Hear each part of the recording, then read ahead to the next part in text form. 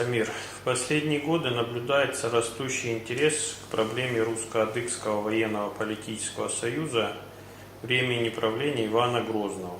Как вы считаете, что послужило причиной его прекращения со стороны западных адыгов?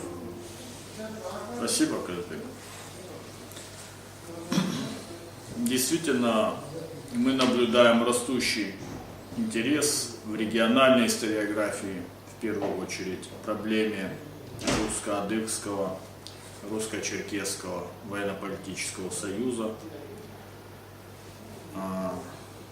середины XVI века, второй половины XVI века. И отчасти он продолжался еще и в первой половине XVII века. И мы здесь видим, что действительно в Западной Черкесии, под которой мы подразумеваем закубанскую Черкесию преимущественно, хотя она территориально и этнически выходит за пределы Кубани, Таманский полуостров тоже можно рассматривать как часть Черкесии этого периода. И, по всей видимости, адыги еще населяли частично правобережье и Приазовье. Союз прекратился существенно раньше для группы западночеркесских княжеств, чем он длился и был эффективным в случае с Кабардой, с Восточной Черкесией. Мы все хорошо знаем о том, что в 1552, 55, 57, 58 годах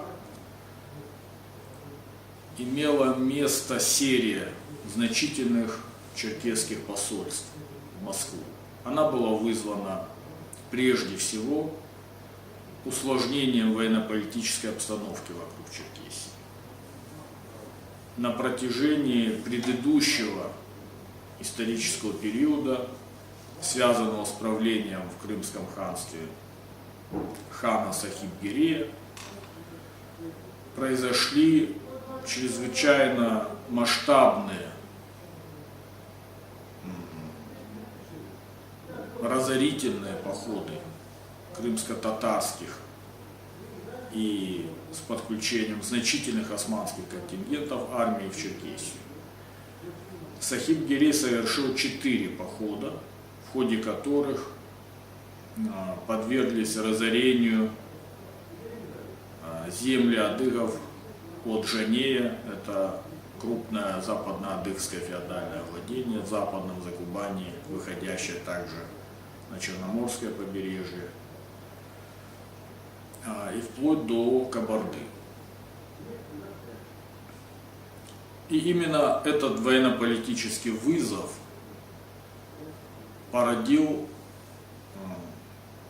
чрезвычайно эффективный тоже и беспрецедентный военный, политический и дипломатический ответ со стороны политической системы Черкесии. Адыгская феодальная элита сумела выработать единое решение, и несмотря на отсутствие единого правительства в Черкесии, на протяжении значительного времени проводить координированную политическую линию. Она подразумевала в первую очередь поиск военного политического союзника против усилившейся экспансии османов и крымцев на Кавказе. Инициаторами выступили жанеевские и беслинеевские феодальные владетели во главе со старшими князьями Жанея и Беслинея, Сибоком Консауковичем и Машуком Каноковым.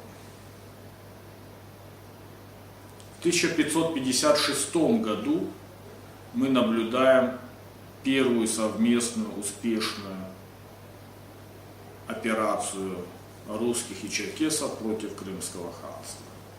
Со стороны России этой операцией командовал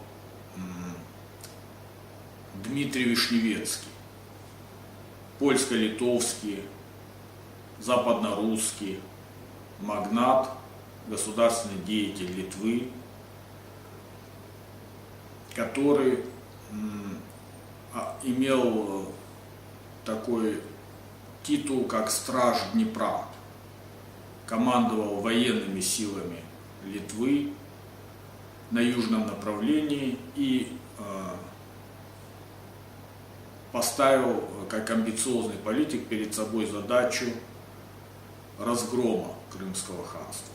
Но он не находил поддержки со стороны Сигизмунда II Августа, короля Литвы, и короля Польши одновременно. Эти государства должны были объединиться и объединились позднее, но в этот период они еще формально разъединены, но ими правит один король. И политика центрального польско-литовского правительства или групп элит, более правильно будет говорить об этом, она носила двойственный характер и учитывала не только интересы, собственно, русского, западно-русского, украинского населения Литвы, которое более всего страдало от крымских набегов, но и в целом интересы обширной империи, польско-литовской империи, или пока двух государств, конечно, еще Речь Посполитая не создана, но достаточно скоро она уже появится на политической карте Восточной Европы. И здесь и Вильнюс, и Краков, они играли на гораздо большей такой политической доске, потому что они чувствовали и должны были реагировать на многие другие вызовы, кроме Крыма. Это и втягивание Литвы в Ливонский конфликт, еще он только-только начинается, но уже есть предчувствие этого, и военные конфликты с Османской империей и так далее. И здесь, оказавшись в такой своего рода изоляции, Дмитрий Вишневецкий в 1956 году уже фактически перешел, находясь на литовской службе, он переходит на русскую службу, но продолжает оставаться на территории Литвы и командовать литовскими военными силами, и чрезвычайно успешно действует против Крыма и против турок и захватывает крепость Ислам-Кермен на Нижнем Днепре. И одновременно, что характерно, со стороны Черкесии, черкесы во главе с Жанеевским князем Сибоком и, видимо, кабардинским князем Тазритом, который в данном летописном отчете упоминается как Таздру, они захватывают две османских крепости на Таманском острове. Это Таман и Темрюк. Это было сделано впервые после более чем полувека такого вяло текущего противостояния черкесов и османов в регионе.